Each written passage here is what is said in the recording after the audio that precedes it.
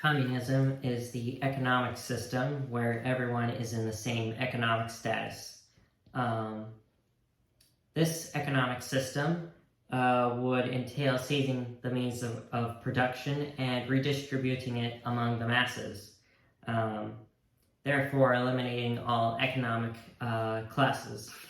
Yet despite all this talk about of creating a utopian society, and being tried in 49 countries around the world, 5 of which are still considered communist today.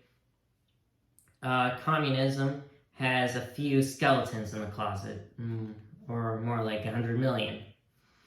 But despite this, proponents of the system are either in denial or claiming every attempt in the past was simply not enough. Communism is an ideology that has never worked and never will. Communist ideology developed from the perceived evils of capitalism in the 19th century. In many cases, most of the wealth was owned by a few families, leaving many people with little to live on and no help regarding healthcare, employment, or education. This situation created dissatisfaction and the rise of revolutions by activists.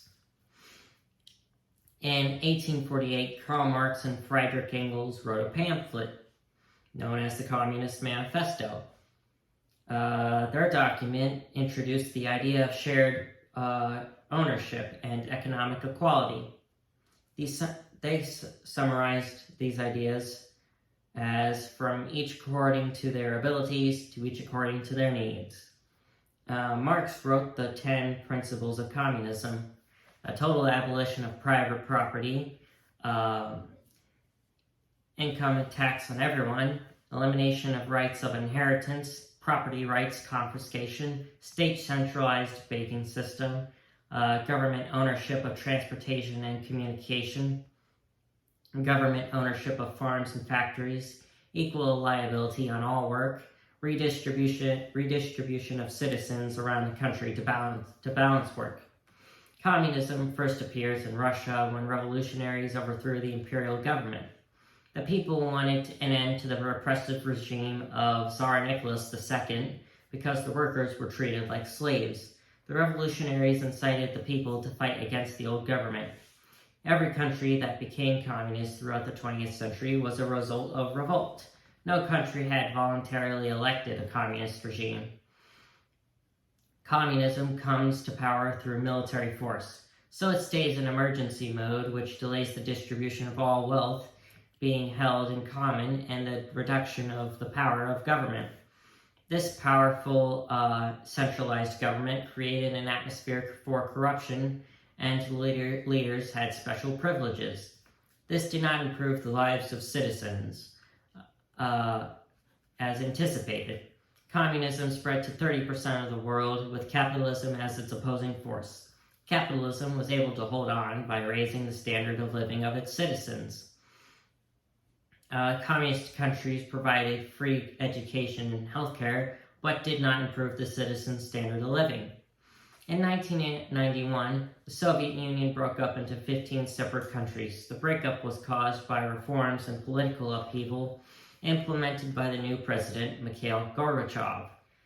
There are many reasons for the breakup, including the arms race with the United States of America, a failing economy, the Chernobyl disaster, a weak Soviet military, the collapse of the Berlin Wall in 1989, and the collapse of the Berlin Wall in 1989. When the USSR broke up, most of the countries chose policies that are like capitalism. The former Soviet countries are Armenia, Azerbaijan, Belarus, Estonia, Georgia, Kazakhstan, Kyrgyzstan, Latvia, Lithuania, Moldova, Russia, Tajikistan, Turkmenistan, Ukraine, and Uzbekistan. Countries that remain communist are China, Cuba, Laos, North Korea, and Vietnam. Although these countries continue to practice communism, the results have been underwhelming. Cuba has suffered economic crises and its people regularly deal with food rationing and are often malnourished. However, Vietnam and China are both hubs for manufacturing, and Vietnam's people have seen rapid quality of life improvements in the last 2 decades. Home to more than 20% of the world's population, China is one of the world's most prominent communist governments. Mao Zedong, China's former dictator, launched and raised the Communist government of China, employing many of the former dictator of Soviet Russia, Joseph Stalin's tactics. Today, China's government encourages capitalist ventures, which has resulted in a greatly improved economy. The government remains a dictatorship with censorship and no basic civil liberties. Human rights activists are regularly harassed and are detained without trial, and censorship abounds. The goal of communism is to establish a utopian society where all have an equality of outcome. No country has achieved this perfect communism.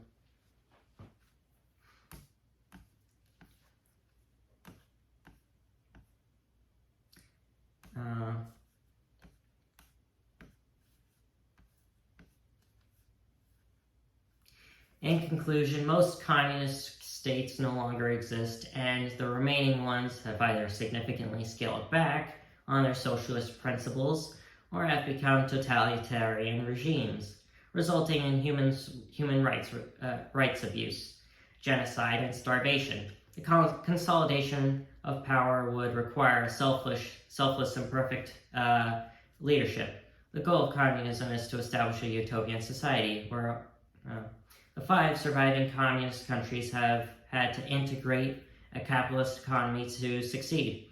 This blended political government shows that communist theory does not work.